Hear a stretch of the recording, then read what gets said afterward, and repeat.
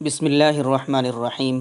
میرے محترم بزرگوں اور دوستو، قرآن کریم سے پہلے اللہ تبارک و تعالی نے بہت سی آسمانی کتابیں نازل فرمائیں، اور وہ کتابیں خاص خاص قوم کے لیے نازل کی گئی، خاص خاص قبیلے کے لیے نازل کی گئی۔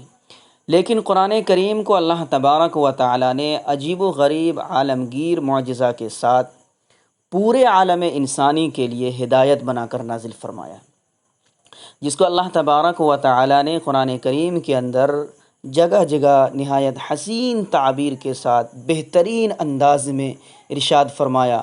کہیں اللہ تبارک و تعالی نے فرمایا وَهَذَا كِتَابٌ أَنزَلْنَاهُ مُبَارَكٌ فَاتَّبِعُوهُ وَاتَّقُوا لَعَلَّكُمْ تُرْحَمُونَ، کہ یہ ایک ایسی کتاب ہے جس کو ہم نے نہایت برکت والی بنا کر اتاری ہے، لہٰذا تم اس کتاب کی ہدایت پر چلو اور اس کی حرام کردہ چیزوں سے ڈرتے رہو اور پرہیز کرتے رہو تاکہ تم پر رحمت نازل ہو۔ اسی طریقے سے اللہ تبارک و تعالی نے دوسری جگہ ارشاد فرمایا ذَلِكَ الْكِتَابُ لَا رَيْبَ فِيهِ هُدًى لِّلْمُتَّقِينَ الآیہ۔ اس کتاب کے اندر کسی قسم کا شک و شبہ نہیں، یہ کتاب ڈرنے والوں کے لیے ہدایت ہے۔ اسی طریقے سے ایک دوسری جگہ ارشاد فرمایا ذَلِكَ بِأَنَّ اللَّهَ نَزَّلَ الْكِتَابَ بِالْحَقِّ الآیہ۔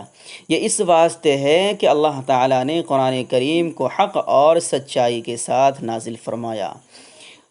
پھر اسی طریقے سے دوسری جگہ ارشاد فرمایا نزل علیک الکتاب بالحق مصدقا لما بین یدیہ الآیہ۔ ترجمہ ہے اس کا، اللہ تعالیٰ نے آپ پر قرآن کریم کو سچائی کے ساتھ اتارا ہے جو اگلی کتابوں کی تصدیق کرتا ہے۔ دوسری جگہ ارشاد ہے هو الذی انزل علیک الکتاب، اللہ کی ذات وہی ہے جس نے آپ پر قرآن کریم کو نازل فرمایا۔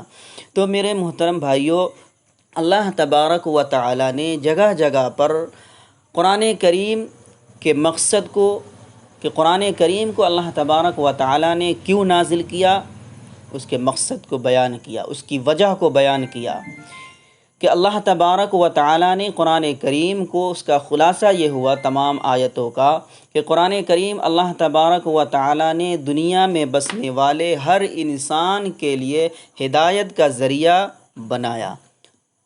جب اس سے آدمی ہدایت حاصل کرنا چاہے تو اللہ تبارک و تعالی نے پورے قرآن کریم کو ہر انسان کے لیے، چاہے وہ کسی بھی طبقے کا ماننے والا ہو، مسلمان ہو، غیر مسلم ہو، یہودی ہو، عیسائی ہو، ہر ایک کے لیے اگر اس پر عمل کرے، اس کے مطابق اپنی زندگی گزارے تو قرآن کریم اس کے لیے ہدایت کا ذریعہ ہے۔